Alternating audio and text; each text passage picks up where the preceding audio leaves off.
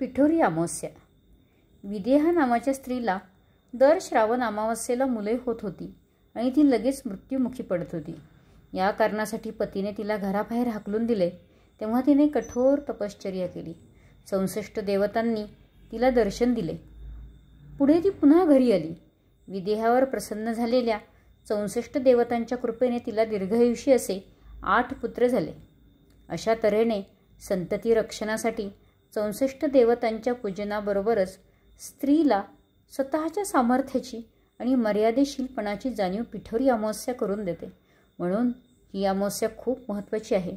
चला तर मग ऐकूया पिठोरी अमावस्या कहाणी. कहाणी पिठोरीची. 8 पाट नगर होतं.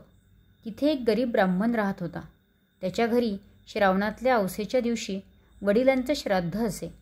इकडे दरवर्षी काय होई, ज्या दिवशी श्राद्ध त्या दिवशी सकाळपासून त्याच्या सुनेचं पोट दुखू लागे आणि ब्राह्मण जेवायला बसण्याच्या वेळेसच ती सून बाळांत होऊन पोर मरून जात असे. म्हणजे ब्राह्मण उपाशी जात असत. असं सलग 6 वर्ष झालं.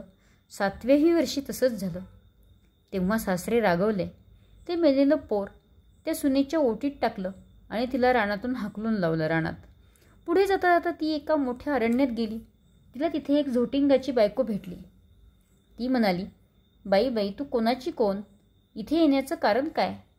आलीस तशी लवकर जा, नाहीतर माझा नवरा झोटिंग येईल आणि तुला मारून खाऊन टाकील. तेव्हा ब्राह्मणाची सून म्हणाली, तेवढ्याकरताच मी इथे आले आहे. झोटिंगाची बायको म्हणाली, बाई बाई, तू इतकी जीवावर उदार का झाली आहेस? तशी ब्राह्मणाची सून म्हणाली. ती म्हणाली, मी एका ब्राह्मणाची सून आहे. दरवर्षी मी श्रावणी अवसेच्या दिवशीच बाळांत होते. मला मूल होतं आणि मी ते मरून जातं. त्याच दिवशी आमच्या घरी माझ्या आजी सासऱ्यांचं श्राद्ध असतं. माझं असं झालं म्हणजे श्राद्धास आलेले ब्राह्मण उपाशी जात. अशी सलग 6 बाळांपणं झाली आहेत आणि 7व्या खेपेलाही असंच झालं. तेव्हा मामांजींना खूप राग आला आणि ते मला म्हणाले, माझे वडील तुझ्या बाळांपणामुळे 7 वर्ष उपाशी राहिलेत. तू आता घरातून चालती हो. असं म्हणून हे मेलेलं मूल माझ्या ओटीत घातलं आणि मला घालवून दिलं. नंतर मी इथे आले. आता मला जगून तरी काय करायचे? असं म्हणून खूप रडू लागली. तशी झोटिंगाची बायको तिला म्हणाली, बाई, तू भिवू नकोस, घाबरू नकोस. अशी थोडी पुढे जा. तिथे तुला एक शिवाचं लिंग दृष्टीस पडेल. बेलाचं झाड लागेल. तिथे एका झाडावर बसून राहा. रात्री नागकन्या देवकन्या 7 अप्सरांबरोबर घेऊन तिथे पूजेला येतील. पूजा झाल्यावर खीर पुरीचं नैवेद्य दाखवतील आणि अतिथी कोण आहे म्हणून विचारतील.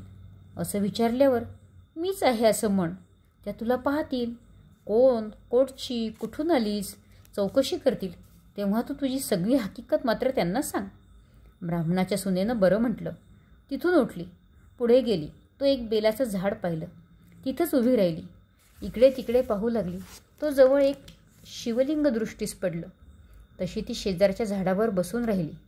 इतक्यात रात्र झाली. तशी नागकन्या देवकन्या अप्सरांच्या स्वाऱ्यासुद्धा आल्या. त्यांनी शिवलिंगाची पूजा केली, नैवेद्य दाखवला आणि अतिथी कोण आहे म्हणून विचारलं. त्याबरोबर ती खाली उतरली. मी आहे म्हणून म्हणाली. तेव्हा सगळ्यांनी मागं बघितलं. त्यांना आश्चर्य वाटलं. तिची कोण, कुठली म्हणून चौकशी केली. तिनं सर्व हकीकत सांगितली. नागकन्या देवकन्यांनी तिच्या मुलांची चौकशी केली. तेव्हा तिने तिच्या मेलेल्या 7 मुलांची कहाणी त्यांना सांगितली होती. आसरांनी ती दाखवली सगळी मेलेली मुलं व तिच्या 7 मुलांना जिवंत केलं आणि तिच्या हवाली केलं. पुढे तिला हे व्रत सांगितलं. 64 योगिनीची पूजा करायला सांगितली आणि मृत्यूलोकी हे व्रत प्रगट करायला सांगितलं. तसंच तिनं केलं. विचारलं, ह्यानं काय होतं? आसरांनी सांगितलं, हे व्रत केलं म्हणजे मुलं बाळं दगावत नाहीत, सुखसमाधानात राहतात. पुढं ती त्यांना नमस्कार करून निघाली. ती आपल्या गावात आली. लोकांनी हिला पाहिलं. ब्राह्मणाला जाऊन सांगितलं, तुमची सून घरी येत आहे. त्याला हे खोटं वाटलं. अर्धघटकेनं पाहू लागले. तो मुलं बाळंसुद्धा दृष्टीस लागली. पाठीमागून सुनेला पाहिलं. तसेच उठले. ते घरात गेले. मुठभर तांदूळ सुनेवरून आणि मुलावरून ओवाळून टाकून दिले. हात पाय धुवून घरात आले. सर्व हकीकत सुनेला विचारली. तिनं ती सारी सांगितली. पुढे सर्वांना खूप आनंद झाला. मुलाबाळांसह सुखाने सगळेजण नांदू लागले. जशा 64 योगिनी ब्राह्मणाच्या सुनेला प्रसन्न झाल्या, तशाच तुम्हा आम्हा हो ही 60 उत्तराची कहाणी. 5 उत्तरी सुफळ संपूर्ण. नमस्कार. कहाणी तुम्हाला कशी वाटली हे कमेंट करून सांगा. लाईक करा, शेअर करा आणि सबस्क्राईब करा.